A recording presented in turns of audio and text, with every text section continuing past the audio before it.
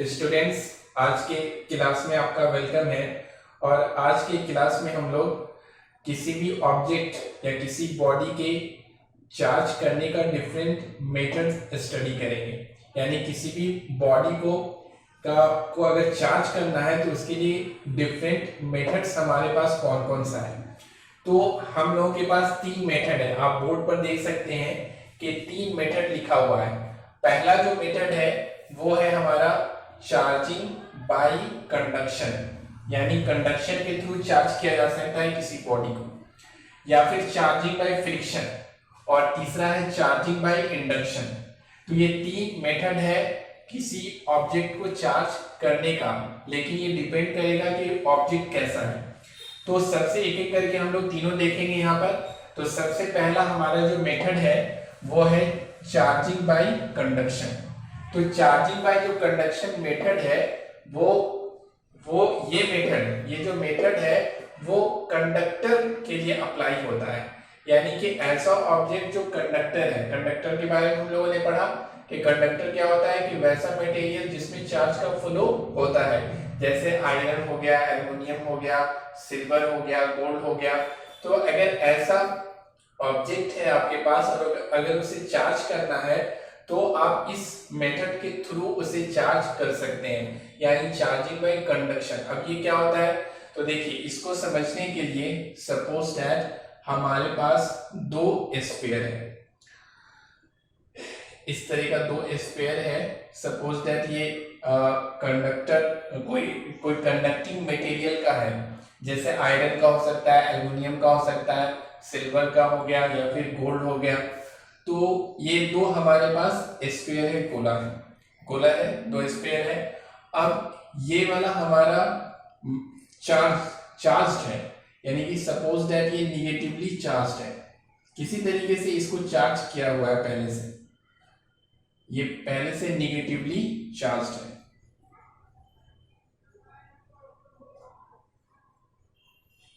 ये negatively charged है। और ये जो दूसरा वाला है वो आपका न्यूट्रल है, ये न्यूट्रल है, न्यूट्रल बॉडी है। ये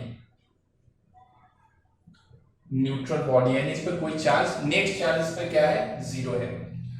तो अब अगर यानी ये जो निगेटिवली चार्ज स्फीयर है हमारे पास, जो ऑब्जेक्ट है, अगर इसको इसके साथ कांटेक्ट में लाते हैं, यानी इसको यहां से ले जाके इसको कांटेक्ट में ले आएंगे, तो जैसे ही आप इसको इसके कांटेक्ट में लाएंगे तो देखिए इधर क्या है, इधर बहुत सारा निगेटिव चार्ज, यानी इधर बहुत सारा इलेक्ट्रॉन है। निगेटिव चार्ज किस पर होता है, इलेक्ट्रॉन पर होता है। तो इधर बहुत सारा, इस स्फीयर में बहुत सारा इलेक्ट्रॉन है, और इसमें क्या है कि इसके रिस्पेक्ट में अगर बात करते हैं तो इसमें इलेक्ट्रॉन का जो कॉन्सेंट्रेशन है वो कम है। तो जैसे आप इसको इससे क्या कीजिएगा, कांटेक्ट में लाइएगा, तो इलेक्ट्रॉन इसमें से इसमें क्या होगा, ट्रांसफर होने लगेगा, यानी चार्ज का ट्रांसफर हो जाएगा इसमें से इसमें से। और जब चार्ज का ट्रांसफर होगा तो ये भी क्या होगा, ये पहले था न्यूट्रल, तो ये भी बन जाएगा निगेटिवली चार्ज बन जाएगा। तो सपोज दैट अगर ये दोनों को आप एक दूसरे से कांटेक्ट में लाते हैं, यहां से अगर एक दूसरे को अगर कांटेक्ट में ले आए इस तरीके से, तो क्या होगा कि ये तो पहले से ही निगेटिवली चार्ज था, और ये भी क्या हो जाएगा, ये भी निगेटिवली चार्ज हो जाएगा। तो ये पहले न्यूट्रल था, लेकिन जैसे ही इसको इसके कांटेक्ट में लाएंगे, यानी कांटेक्ट में लाना पड़ेगा, दोनों एक दूसरे के कांटेक्ट में आना चाहिए। तो जैसे ही कांटेक्ट में लाएंगे तो इलेक्ट्रॉन का इसमें से इसमें ट्रांसफर होगा, और ये भी क्या हो जाएगा, निगेटिवली चार्ज हो जाएगा। सपोज दैट अगर मान लेते हैं कि इस पर टोटल चार्ज है -q चार्ज है टोटल इस पर, तो अगर दोनों अगर सेम साइज का है, सेम मटेरियल का है, सेम डायमेंशन है, सब कुछ सेम है अगर दोनों का, तो जब दोनों को एक दूसरे के कांटेक्ट में लाएंगे तो इसमें से आधा चार्ज इसमें ट्रांसफर हो जाएगा, यानी कि ये हो जाएगा -q/2 और ये भी हो जाएगा -q/2 हो जाएगा। लेकिन किस कंडीशन पे, किस सिचुएशन में होगा, जब दोनों का साइज सेम होना चाहिए और दोनों मटेरियल सेम मटेरियल का होना चाहिए, सेम डायमेंशन, ये सब सेम होना चाहिए। तो इस कंडीशन में ऐसा होगा। और अगर सेम साइज का नहीं है या और मटेरियल सेम नहीं है, तो ऐसा पॉसिबल नहीं है कि आधा आधा चार्ज का डिवीजन होगा।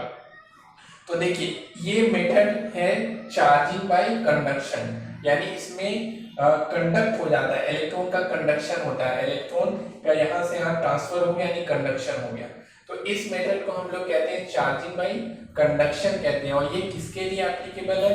तो वैसे मटेरियल के लिए जो कंडक्टर होना चाहिए, जो कंडक्टर है वैसा मटेरियल जिसमें चार्ज का फ्लो हो सकता है, वैसे के लिए ये मेथड एप्लीकेबल है। अगर मान लेते हैं कि आप लकड़ी ले लीजिएगा और दो लकड़ी को इस तरह से अगर आप टच कीजिएगा तो ये पॉसिबल नहीं है, क्योंकि जो वुड होता है या कोई गिलास आपने ले लिया तो ये उसके लिए मेथड एप्लीकेबल नहीं होगा, इसलिए कि वो कंडक्टर नहीं होता है बल्कि इंसुलेटर होता है। इंसुलेटर में चार्ज का ट्रांसफर नहीं हो पाता है। तो ये हमारा एक मेथड हो गया चार्जिंग बाय कंडक्शन, इसको कहते हैं हम लोग। हम उम्मीद करते हैं ये समझ में आ गया होगा चार्जिंग बाय कंडक्शन। दूसरा मेथड है charging by friction. Charging by friction, अब ये मेथड क्या कहता है, कैसे होगा? तो देखिए ये वैसे ऑब्जेक्ट के लिए जो इंसुलेटर है, ये तो वैसे ऑब्जेक्ट के लिए था जो कंडक्टर है, और ये वैसे ऑब्जेक्ट के लिए जो इंसुलेटर है। तो अगर ऐसा ऑब्जेक्ट है जो इंसुलेटर है यानी जिसमें चार्ज का ट्रांसफर नहीं होता है, चार्ज फ्लो नहीं करता है, सॉरी ट्रांसफर नहीं, चार्ज फ्लो नहीं करता है, यदि एक प्लेस से एक पॉइंट से दूसरे में, एक प्लेस से दूसरे प्लेस पर, तो वैसे ऑब्जेक्ट के लिए हमारे पास, वैसे ऑब्जेक्ट को चार्ज करने के लिए हमारे पास मेथड है चार्जिंग बाय फ्रिक्शन है। तो इसमें क्या होता है कि जैसे सपोज दैट आपके पास कोई सिल्क का क्लॉथ है, आपके पास ये क्या है, सिल्क क्लॉथ है, आपके पास कोई सिल्क का क्लॉथ है यानी सिल्क का कपड़ा है, और दूसरा क्या है, आपके पास एक रॉड है, और ये रॉड किसका है, गिलास रॉड है, कोई गिलास का बना हुआ रॉड है। तो देखिए ये भी गिलास का है तो ये भी इंसुलेटर है, और ये सिल्क क्लॉथ है ये भी इंसुलेटर है, यानी चार्ज का फ्लो नहीं होता है, दोनों में नहीं होगा। अब अगर गिलास रॉड को अगर सिल्क क्लॉथ के साथ अगर आप इसको क्या करते हैं, रब करते हैं, यानी कि दोनों को एक दूसरे के साथ रगड़ते हैं इस तरीके, सपोज दैट ये गिलास का रॉड है और ये सिल्क क्लॉथ है, तो अगर दोनों को इस तरह से आप इस पर रगड़ते हैं, इस तरह से रब करते हैं, तो इस फ्रिक्शन के कारण, यानी कि दोनों का सरफेस जो एक दूसरे के कांटेक्ट में आए तो फ्रिक्शन होगा। तो इसके कारण क्या होता है कि जब आप एक दूसरे को इस पर रगड़ते हैं, रब करते हैं, तो एनर्जी यानी कि काइनेटिक एनर्जी का कन्वर्जन हो जाता है थर्मल एनर्जी में, और थर्मल एनर्जी के कारण क्या होता है कि ऑब्जेक्ट में, यानी कि इन दोनों के इसमें से किसी भी एक ऑब्जेक्ट के जो आउटर मोस्ट ऑर्बिट में जो इलेक्ट्रॉन होता है वो उस थर्मल एनर्जी को गेन करता है, और गेन करने के बाद क्या होता है कि वो एटम से जो उसका बंधन होता है वो उसको तोड़ करके और बाहर निकल के दूसरे ऑब्जेक्ट में चला जाता है। तो यहाँ पर क्या होता है कि जब आप इसको इससे रब करते हैं, रगड़ते हैं, जैसे सपोज दैट इसको यहाँ ले आए और लाने के बाद इसमें इसको रगड़ते हैं, तो इस सिचुएशन में क्या होता है, सिल्क क्लॉथ और गिलास रॉड के केस में क्या होता है कि गिलास रॉड पॉजिटिव हो जाता है, यानी इलेक्ट्रॉन इसमें से निकल के इसमें चला जाता है, इलेक्ट्रॉन इसमें से इसमें चला जाता है, समझे, जिसके कारण ये जो होता है वो गिलास सिल्क क्लॉथ ये निगेटिवली चार्ज हो जाता है और गिलास रॉड पॉजिटिवली चार्ज हो जाता है। तो यहाँ पर भी क्या हो रहा है, चार्जिंग हो रहा है, लेकिन ये जो मेथड है वो चार्जिंग बाय फ्रिक्शन है, यहाँ पर चार्जिंग बाय कंडक्शन नहीं है। ऐसा पॉसिबल नहीं है कि आप सिर्फ गिलास रॉड को ले जाएं और ले जाकर के ऐसे जाके इसमें टच कर दें और टच किए रहे तो ये दोनों चार्ज हो जाएगा, ऐसा पॉसिबल नहीं है इसमें। इस सिचुएशन में क्या करना होगा, आपको उस पर रगड़ना पड़ेगा, रब करना पड़ेगा इस तरीके से। तो जब आप उसको रगड़ेंगे, जब रब करेंगे, तो इस सिचुएशन में क्या होता है कि इलेक्ट्रॉन जो आउटर मोस्ट ऑर्बिट में होता है वो थर्मल एनर्जी को गेन करता है और वो उसके बाद क्या होता है कि वहां से उस एटम से बाहर निकल जाता है बंधन तोड़ करके और दूसरे ऑब्जेक्ट में वो चला जाता है, ट्रांसफर हो जाता है उसका। तो यहाँ पर अगर गिलास रॉड से इलेक्ट्रॉन निकल के सिल्क क्लॉथ में गया तो सिल्क क्लॉथ हो जाएगा निगेटिवली चार्ज और गिलास रॉड हो जाता है यहाँ पर पॉजिटिवली चार्ज हो जाता है। तो ये मेथड है चार्जिंग बाय फ्रिक्शन है और ये मेथड इंसुलेटर यानी ऐसा ऑब्जेक्ट जो इंसुलेटर है उसके लिए एप्लीकेबल है।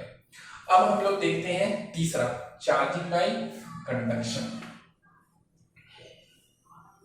हाँ, इसमें एक आप जनरली तौर पे आप देखते होंगे कि आप लोगों ने भी किया होगा कि अगर आपके पास कॉम्ब है, कंघी है, तो आप जब अपने कंघी को ड्राई हेयर में सूखे हुए बाल पर इस तरह से उसको जब फ्रिक्शन देंगे, जब उसको रब करेंगे, रगड़ेंगे, तो आप देख सकते हैं कि आपका जो कॉम्ब होता है, कंघी जो होता है, वो भी क्या हो जाता है निगेटिवली चार्ज हो जाता है और आपका वो निगेटिवली चार्ज हो जाता है। और जब आप उसे छोटा अगर आप ये कॉपी का छोटा पेज देते हैं उसके पास आप ले जाएंगे तो वो उसको अट्रैक्ट कर लेता है।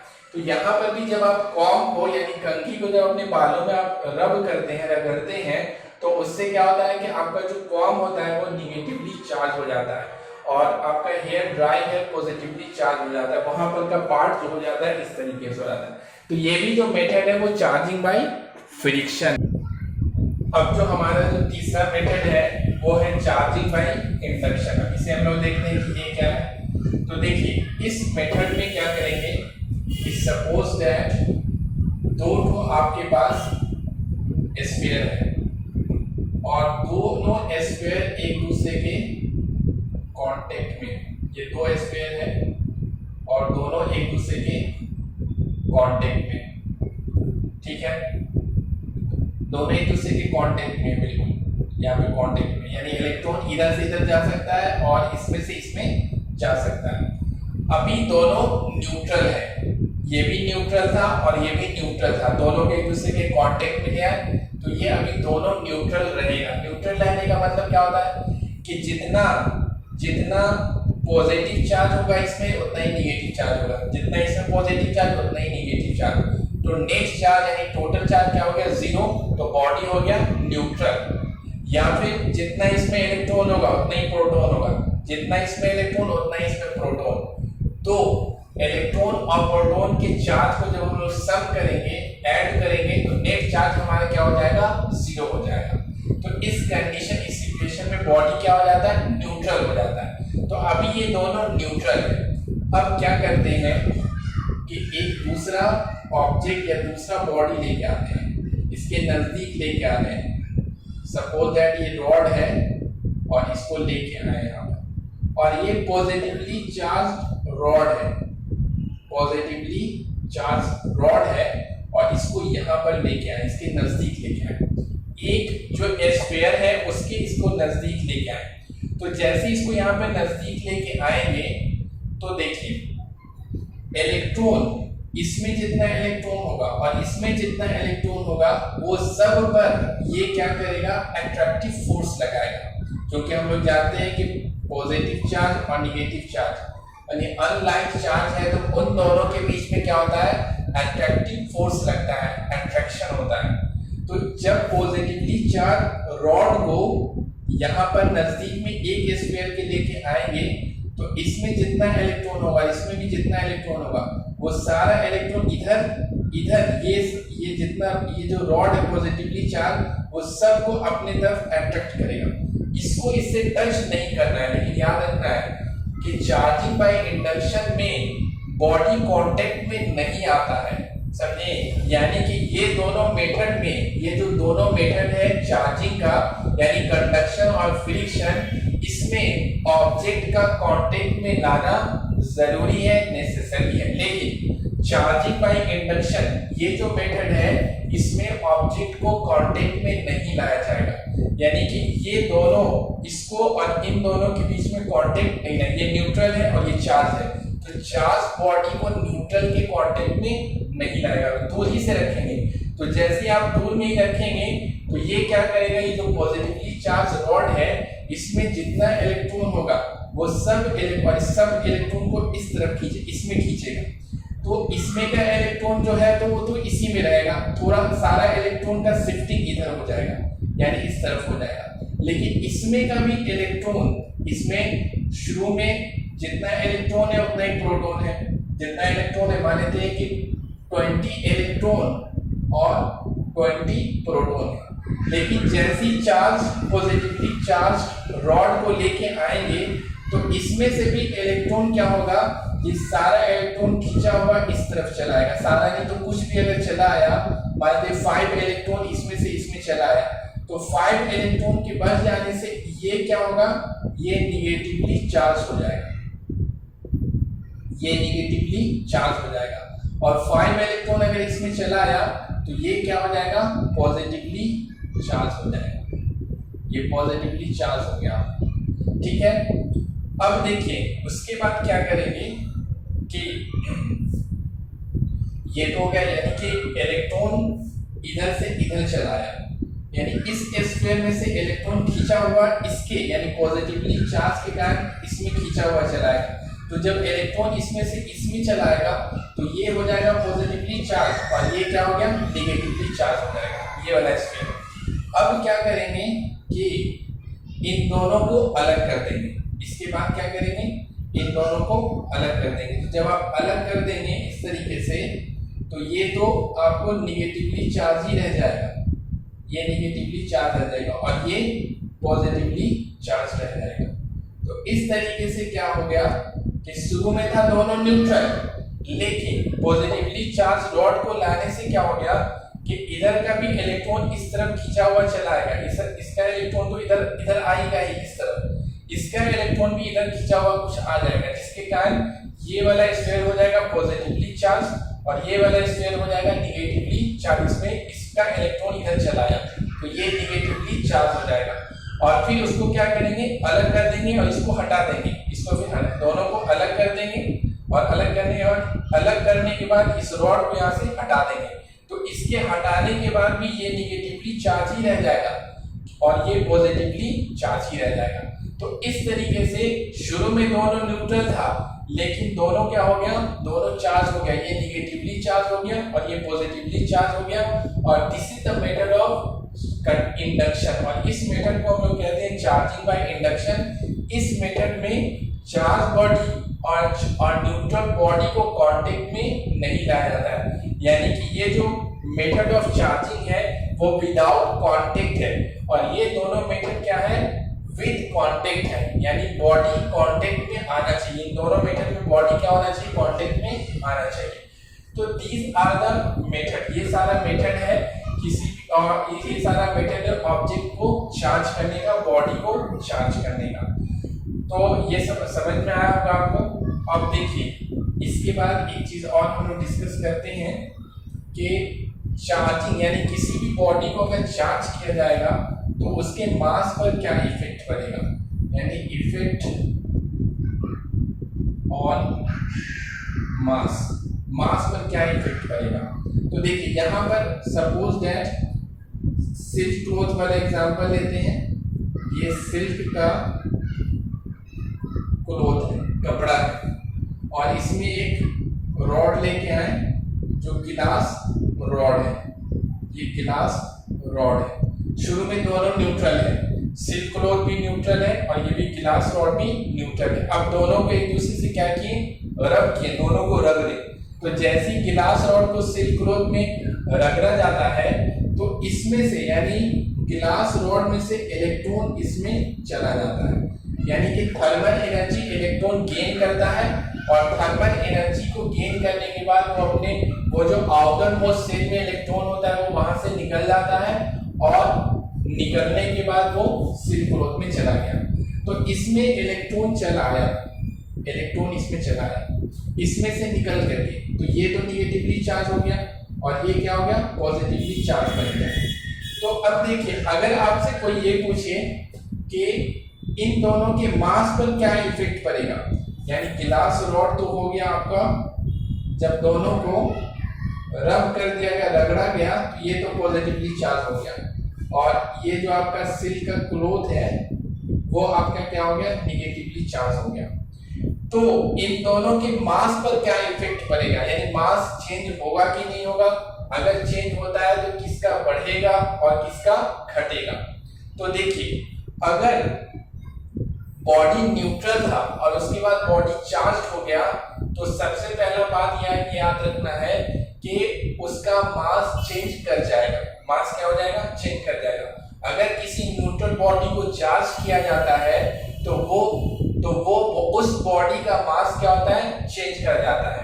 पहला पॉइंट ये याद रखना है, किसी भी न्यूट्रल बॉडी को अगर चार्ज किया जाएगा तो उसका मास चेंज हो जाता है।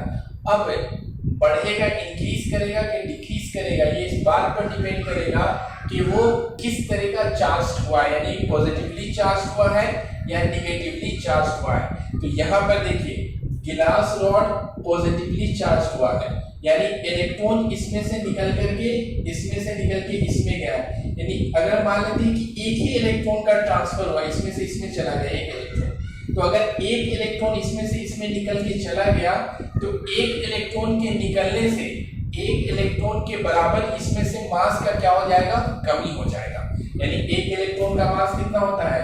9.1 × 10⁻31 kg। यानी एक इलेक्ट्रॉन अगर इसमें से इसमें गया है तो एक इलेक्ट्रॉन के जाने से इतना मास इसमें क्या हो गया? डिक्रीज कर गया। यानी कि जो बॉडी पॉजिटिवली चार्ज होगा उसका मास क्या होगा? डिक्रीज करेगा। उसका मास क्या होगा? डिक्रीज करेगा, यानी घटेगा। और अगर इलेक्ट्रॉन इसमें से इसमें चला गया और जिसके कारण ये निगेटिवली चार्ज हुआ है, तो जो बॉडी निगेटिवली चार्ज हुआ है यानी उसमें इलेक्ट्रॉन बाहर से आया है, और इलेक्ट्रॉन जब किसी बॉडी में आया है, किसी ऑब्जेक्ट में बाहर से आया है, चाहे एक ही इलेक्ट्रॉन आया हो, लेकिन उस इलेक्ट्रॉन के आने से उस इलेक्ट्रॉन का जो मास होगा उतना मास उस बॉडी में इंक्रीज कर जाएगा। यानी इस बॉडी का मास क्या होगा? इंक्रीज कर जाएगा। इसका इंक्रीज करेगा और इसका क्या करेगा? डिक्रीज करेगा। यानी कि पहला पॉइंट ये याद रखना है कि किसी भी न्यूट्रल बॉडी को जब चार्ज किया जाता है तो उसका मास चेंज कर जाता है। ऑब्जेक्टिव में क्वेश्चन में आता है। और अगर दूसरा इसके बाद याद रखना है कि जिस बॉडी को जो बॉडी पॉजिटिवली चार्ज होगा उसका मास डिक्रीज करेगा, और जो ऑब्जेक्ट निगेटिवली चार्ज बनेगा उसका मास क्या हो जाएगा? इंक्रीज कर जाएगा। This is the effect of charging. ये चार्जिंग का इफेक्ट है और मास पर, किसी भी ऑब्जेक्ट के मास पर चार्जिंग का ये इफेक्ट। ये आज पर यहाँ तक क्लास है, और उसके बाद हम लोग फिर इसके आगे नेक्स्ट क्लास